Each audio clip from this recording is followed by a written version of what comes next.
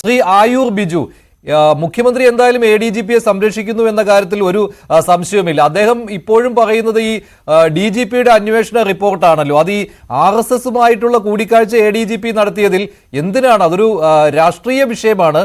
അതിൽ DGPയുടെ അന്വേഷണ റിപ്പോർട്ടിന് എന്തിന് കാത്തിരിക്കണം എന്ന് പറയുന്നത് ഘടകകക്ഷികൾ തന്നെയാണ്. എന്നിട്ട് മുഖ്യമന്ത്രിക്ക് മനസ്സിലായില്ല എന്ന് എന്നെയായാലും അത് കരുതുവാൻ വയ്യല്ലോ. മുഖ്യമന്ത്രി അന്ന് LDF യോഗത്തിൽ അങ്ങനെ പറഞ്ഞു. അത് സമ്മതിച്ചുകൊണ്ട് പുറത്തേക്ക് പോരേണ്ടി വന്നു ഘടകകക്ഷികൾക്ക്. അത്രയേ ഉള്ളൂ കാര്യങ്ങൾ. അല്ല മഞ്ജുഷേ, അങ്ങനെയല്ലല്ലോ.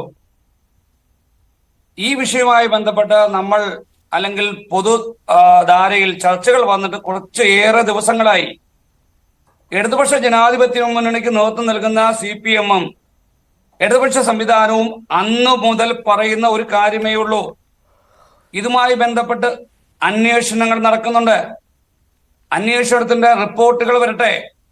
അതിലെന്തെങ്കിലും അപമര്യാദയായി അല്ലെങ്കിൽ അനാവശ്യമായി ഈ പറയുന്ന ADGP ചെയ്തിട്ടുണ്ടെങ്കിൽ നടപടി സ്വീകരിക്കാം. ആ സ്റ്റാൻഡിൽ തന്നെയാണ് ഞങ്ങൾ ഇപ്പോഴും ഇടതുപക്ഷ ജനാധിപത്യ മുന്നണിയും CPM-ഉം. ഞങ്ങൾ അവിടുന്ന് പിന്നോക്കം പോയിട്ടില്ല. ഇന്ന് ബഹുമാനായ LDFന്റെ കൺവീനർ പറഞ്ഞിട്ടുണ്ട്, നിങ്ങൾ കേട്ട് കാണും, നിങ്ങൾ News 18 ഉൾപ്പെടെയുള്ള മാധ്യമങ്ങൾ റിപ്പോർട്ട് ചെയ്തിട്ടുണ്ട്. അദ്ദേഹം പറഞ്ഞ് പരാതിയുടെ അന്വേഷണം നടത്തുകയാണ്, കുറ്റക്കാരനാണെങ്കിൽ നടപടി സ്വീകരിക്കും, അതിന്റെ അന്വേഷണത്തിന് റിപ്പോർട്ട് വരട്ടെ എന്ന് പറയുന്നു. ഇതിൽ എന്ത് അസഹിഷ്ണുതയാണുള്ളത്? അല്ല, ഇത് അസഹിഷ്ണുതയുടെ കാര്യമല്ല. RSS നേതാക്കളുമായിട്ട് ADGP കൂടിക്കാഴ്ച നടത്തുന്നതിൽ DGPയുടെ റിപ്പോർട്ടിന് എന്ത് പ്രസക്തിയാണോ ഉള്ളത് ചോദിക്കുന്നത് ഞാൻ മാത്രമല്ല, അത് CPI-യും ചോദിക്കുന്നത് അതേ കാര്യം തന്നെയാണ്. ജനയുഗത്തിലെ ലേഖനം താങ്കൾക്ക് വായിച്ചു നോക്കാം. ഈ CPI ഗട്സ് ഉള്ള പാർട്ടിയാണെന്നൊന്നും ഞാൻ പറയുന്നില്ല. പക്ഷെ അത്രയുമെങ്കിലും അവർ പറയുന്നുണ്ട് ഇപ്പോൾ വെളിയിൽ. അല്ല, അത് ശരിയുമാണല്ലോ. കാരണം ഇത് LDFന്റെ ഒരു രാഷ്ട്രീയ നയമാണ് RSSുമായുള്ള ബന്ധത്തിന്റെ കാര്യത്തിൽ. അതിന് വിഘാതമായി ഒരു മേലുദ്യോഗസ്ഥൻ RSS നേതാക്കളെ കണ്ടു എന്ന് പറയുമ്പോൾ അതിൽ പിന്നെ ഇനി എന്തിനാണ് ഒരു DGPയുടെ റിപ്പോർട്ട് കാത്തു നിൽക്കുന്നത് എന്നുള്ള ചോദ്യം ന്യായമായ ചോദ്യമാണല്ലോ.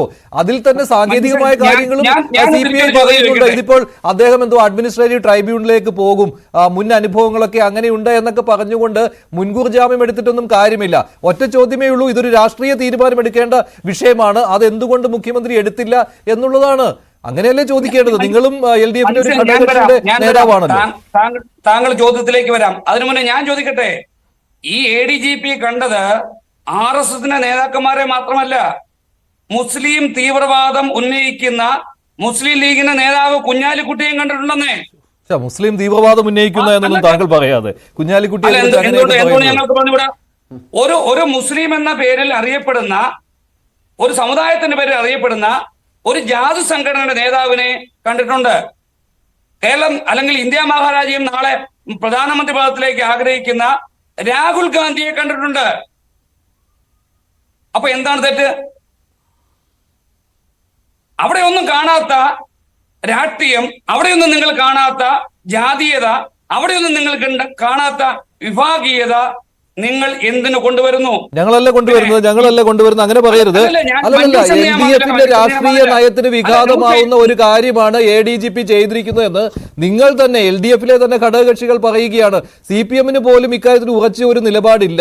ഈ RSS നേതാക്കളെ കണ്ട് ഈ CPM-ന്റെ നയത്തിന് വിരുദ്ധമായ കാര്യങ്ങൾ ചർച്ച ചെയ്തോ എന്നുള്ള കാര്യത്തിൽ ഇപ്പോൾ തന്നെ ആശയക്കുഴപ്പമുണ്ട് CPM-ൽ. ആരെ കണ്ടു എന്നുള്ളതല്ല, എന്തിന് കണ്ടു എന്നുള്ള കാര്യം അത് തന്നെ LDF കൺവീനറും ചോദിക്കുകയാണ്. ഇതൊന്നും മനസ്സിലാകാത്ത രീതിയിൽ സംസാരിക്കുകയാണ്. അപ്പോൾ അവിടെ എന്തോ കുഴപ്പം സംഭവിച്ചിട്ടുണ്ട് എന്ന കാര്യത്തിൽ LDFലെ ഒരു രാഷ്ട്രീയ പാർട്ടിക്കും എതിരഭിപ്രായമില്ല. പക്ഷേ ഇത് മുഖ്യമന്ത്രി ഒന്ന് പറയുന്നു, മുഖ്യമന്ത്രി LDF യോഗത്തിൽ ഒന്ന് പറയുന്നു, ആ DGPയുടെ റിപ്പോർട്ട് വരട്ടെ എന്നിട്ട് ചെയ്യാമെന്ന്.